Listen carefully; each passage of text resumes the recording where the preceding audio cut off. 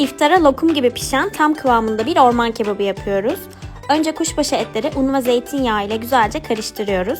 Yaklaşık 10 dakika dinlendiriyoruz ki yumuşacık olsun. Ardından tavaya biraz zeytinyağı ekleyip etleri ekliyoruz ve yüksek ateşte güzelce kavuruyoruz. Rengini alınca soğan ve biraz tereyağı ilave edip bir tur çeviriyoruz. Şimdi patates ve havuçlar devreye giriyor. Salçayı ekleyip de kokusu çıkana kadar kavuruyoruz. Üzerine sıcak su ilave edip kapağını kapatıyoruz ve pişmeye bırakıyoruz. Son olarak haşlanmış bezelye ve tuz, kekik gibi istediğiniz baharatları ekleyip kaynatabilirsiniz. İftara mis gibi tam kıvamında bir orman kebabı.